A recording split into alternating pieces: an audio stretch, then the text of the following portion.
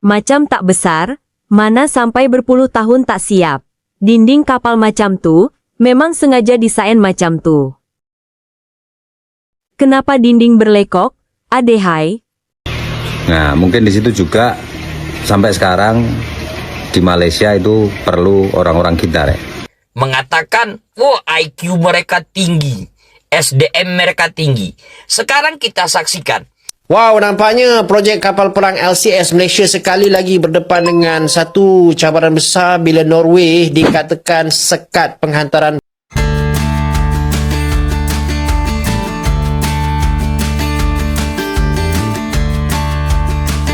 Hey, ketemu lagi dengan Rizka Yuni.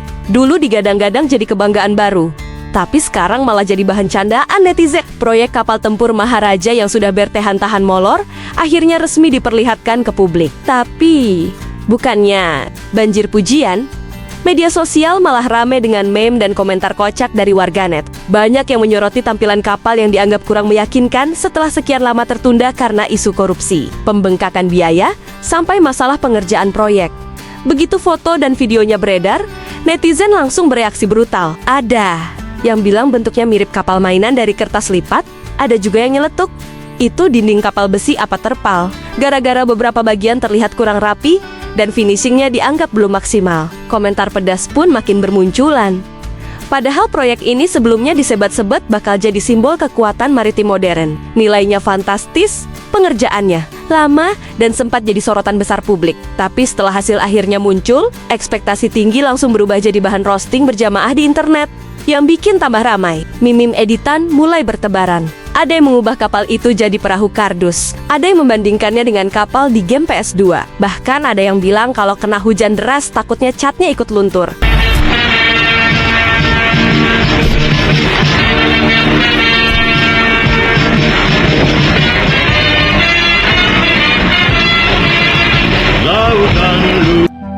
Macam tak besar, mana sampai berpuluh tahun tak siap. Dinding kapal macam tu, memang sengaja desain macam tu. Kenapa dinding berlekok? Adehai. Ini pakai baja apa? Baja ringan kah?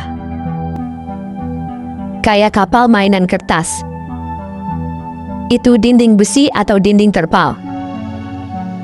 Mungkin lupa tidak didempul dulu tuh. Finishingnya kurang rapi, harusnya dipelamir ulang. Kok dindingnya kayak gitu, hahaha. Maharaja Lela apa benar kakaknya Nur Lela? Kok dindingnya kayak dari kardus ya? Gak bisa beli pakai sheng bisa juga, hahaha. Itu dindingnya kok melengkung-melengkung ya, kayak gerobak tetanggaku. Kalian harus belajar sama PT PAL Indonesia. KRI Balaputra Dewa dindingnya rata, ini kenapa kusut gitu dinding Maharaja Lela? Serius itu dipaksa beres atau gagal konstruksi? Netizen pun ramai membandingkan proyek ini dengan klaim sebagian warga Maya Malaysia yang sering membanggakan diri soal IQ tertinggi di ASEAN. Sindiran langsung bermunculan. Ada yang nyeletuk IQ tinggi tapi proyek kelas tinggi, hasilnya menimbulkan pertanyaan. Kapal ini mungkin dirancang dengan konsep stealth, jadi platnya tipis, tak jeran komentar. Komentar yang membuat ketawa, apalagi proyek Maharaja Lela Class Frigate sendiri memang sudah lama jadi sorotan publik akibat biaya membengkak besar sementara progresnya dulu jalan di tempat. Para YouTuber, para TikToker yang menyerang, memberikan propaganda, menyerang Indonesia, padahal mereka adalah warga negara Indonesia. Tapi demi mendapat cuan, mereka sanggup menjilat dari Malaides. Mengatakan, oh IQ mereka tinggi, SDM mereka tinggi. Sekarang kita saksikan.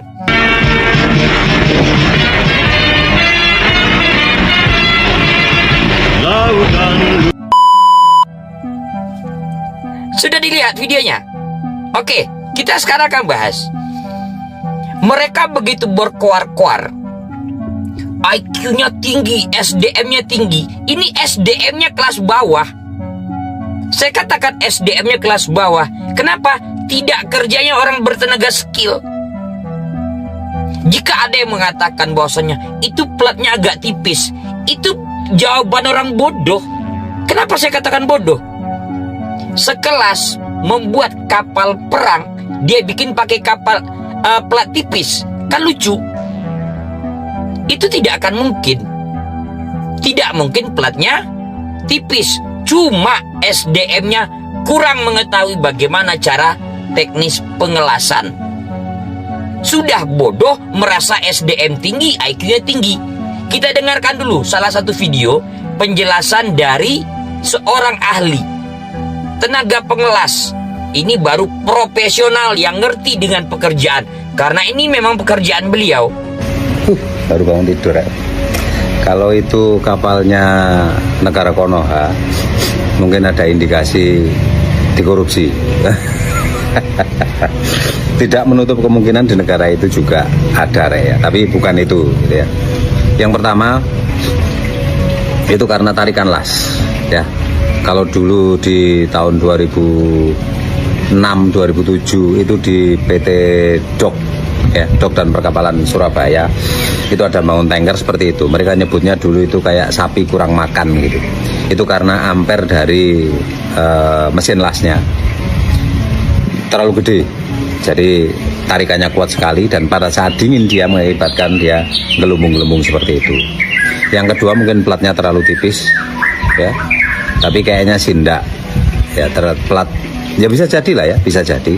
Yang ketiga konstruksinya terlalu jauh ya, tulang-tulangnya terlalu jauh ya, kita enggak tahu pasti ya, cuma kalau tanya kemungkinannya seperti apa, kenapa bisa seperti itu, ya itu tadi ya, plat tipis, tarikan las yang terlalu gede ya ampernya, atau mungkin konstruksinya yang kurang rapat. Nah mungkin di situ juga sampai sekarang di Malaysia itu perlu orang-orang kita ya, mereka bangun kapal itu perlu orang-orang kita, jadi ya bisa dinilai sendiri lah ya. Kita lihat di PT PAL yang sedang bangun kapal selam apa segala macam itu sudah mulai bagus. Kapal tempur pesisir TLDM LCS sekali lagi berdepan cabaran baharu apabila Norway melarang ekspor peluru berpandu Naval Strike Missile NSM ke Malaysia. Menurut laporan Malaysia Kini, kerajaan kini menggunakan saluran diplomatik untuk mendapatkan penjelasan lanjut.